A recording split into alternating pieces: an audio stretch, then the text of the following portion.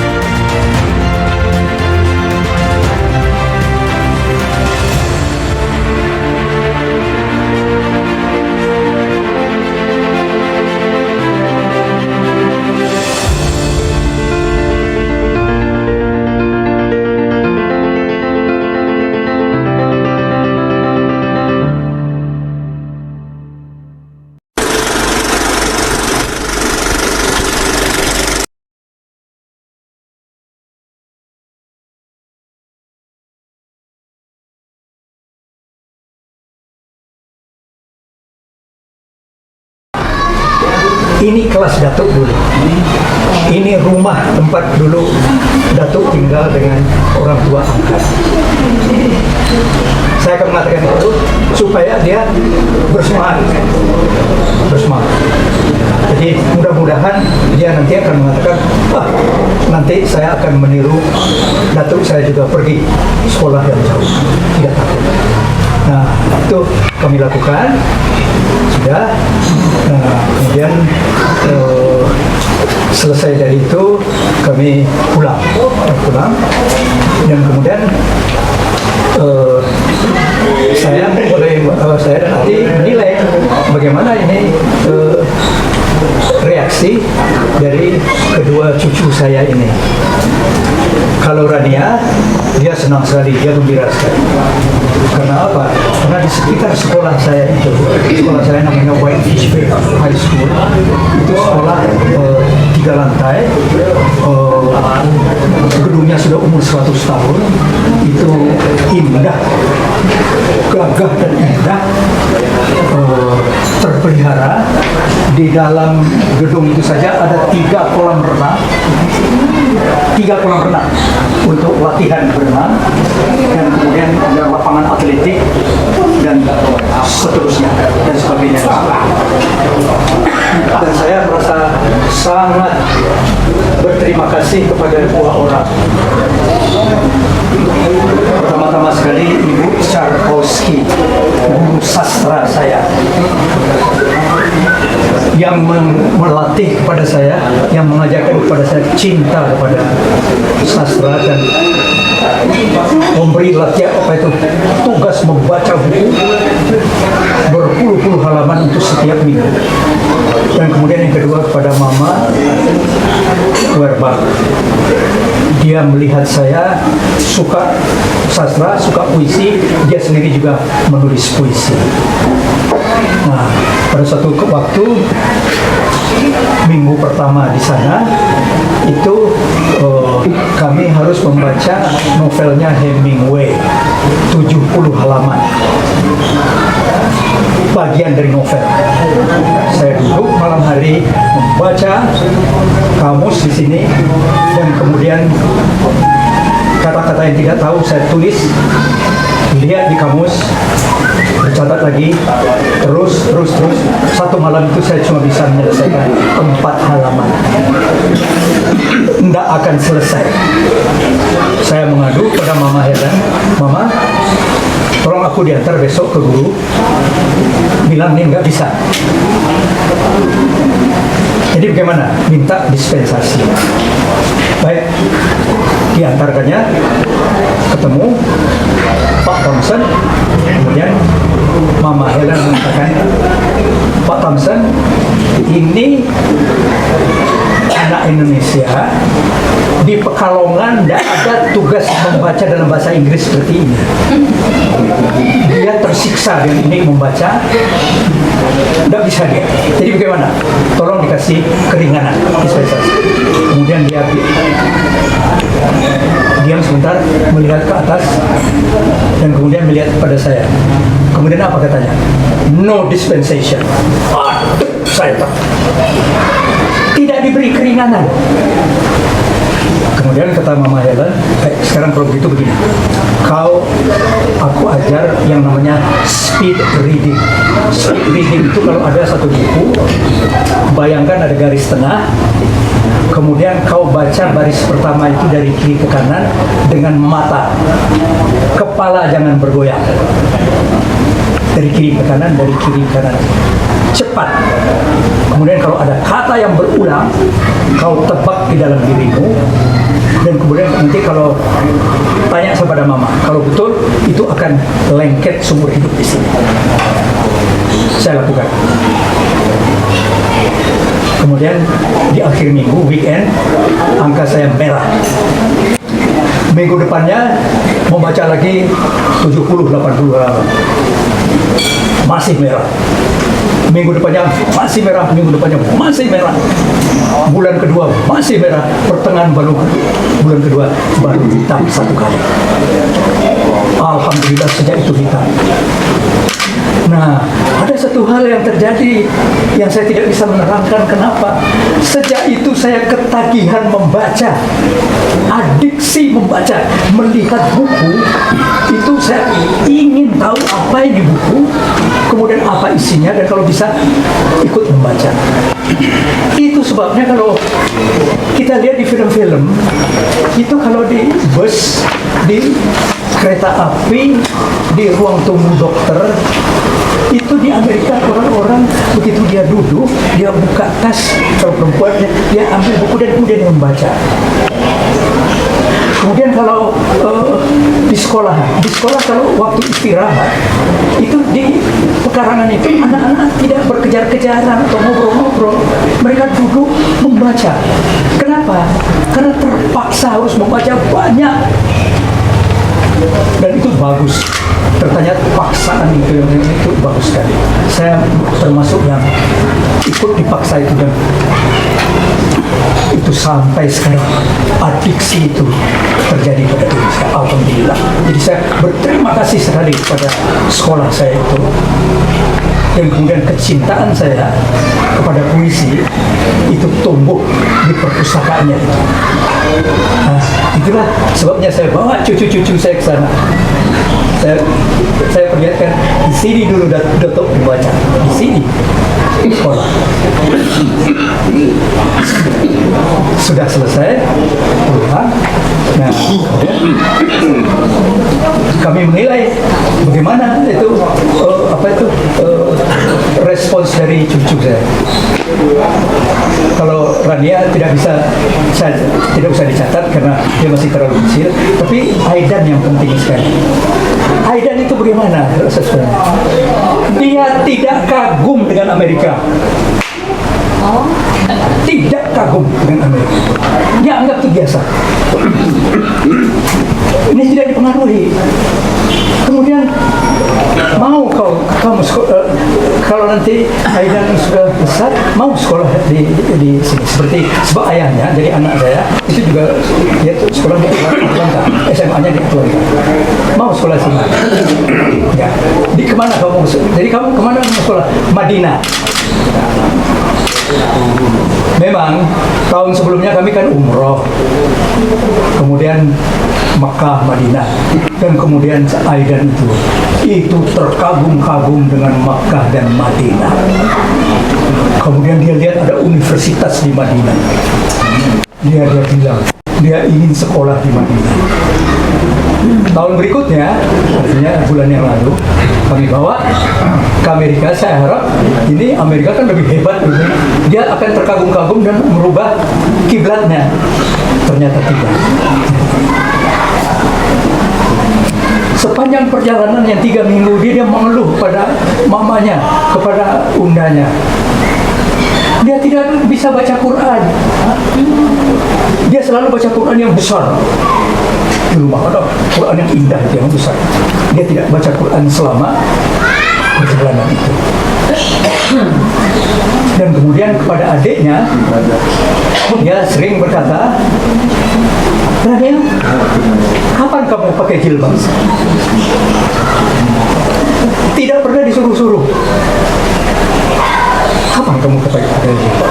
Nah, ini alhamdulillah, ini yang ingin saya ceritakan, kesan-kesan perjalanan yang bagi kami ini perjalanan syukur, rasa syukur dan sedikit tingginya kepada Allah. Dalam umur SMA saya dapat pergi sekolah, dan kemudian kecintaan saya kepada sastra dimulai di sebuah sekolah itu, dan saya berterima kasih sekali kepada guru saya yang sudah meninggal, kepada Mama Helen dan Papa Archie yang juga sudah meninggal. Alhamdulillah. Nah, kemudian sebenarnya, nah ini untuk Anis, tapi Anis mau datang, Anis tidak? Tadi ajudannya datang kok. Mau. Jadi saya dan Ati akan menyampaikan supaya dia melanjutkan membangun masjid Amir Hamzah yang dirobohkan oleh Ahok. Tidak, sebelum Ahok dia sudah roboh juga, tapi Ahok tidak pernah mau. Jadi titip pada Anies supaya masjid Amir Hamzah itu betul-betul dibangun. Nah, kemudian buku ini ada sebuah buku baru diterbitkan oleh Horizon, 110 tokoh-tokoh Minang yang disampaikan di sini dengan sangat menarik. Dan ini saya Nazif, yang menyusun ini Nazif Basir, saya hanya membantu dia. Ini ketika kami luncurkan, suami Eli Kasim. Nazif Basir, suami dari Eli Kasim. Dia lebih dikenal. Diterbitkan oleh Horizon. Profesor Taufik Abdullah. Ya. Nah, ini pengantar dari Profesor Taufik Abdullah. Supaya lengkap. Supaya lengkap. Timekeeper juga. Nah, saya berkata kepada Nazif dan sangat disetujui oleh dia supaya riwayat yang begini hebat, dan ini sebenarnya bukan Minang saja, juga daerah-daerah lain juga punya hal-hal yang hebat ini supaya disampaikan kepada generasi muda dengan cara supaya dengan harapan supaya mereka itu nanti meniru generasi yang tua ini. Apa misalnya? Misalnya di sini disebutkan ada seorang anak kecil dari Kota Gadang namanya Ahmad Khatib. Umur 11 tahun dia pergi ke Makkah, dan kemudian nanti belakangan dia kembali lagi ke sana. Dan kemudian ketika dia kembali ke sana, itu orangnya cerdas sekali, bahasa Arabnya bagus, ilmunya bagus. Akhirnya dia menjadi imam di Masjidil Haram. Dan bukan jadi imam saja, menjadi khatib. Dia mengajar agama di Masjidil Haram. Dihormati oleh dunia Islam. Sehingga orang-orang Indonesia yang datang ke Makkah itu semuanya bilang mau berguru ke Ahmad Khatib. Muridnya yang terkemuka ada 3-4 orang. Salah satu yang terkemuka itu namanya Ahmad Dahlan. Dan Ahmad Dahlan begitu pulang dari sana, dia membentuk sebuah organisasi yang namanya Muhammadiyah. Kemudian muridnya yang kedua itu Hashim Asy'ari.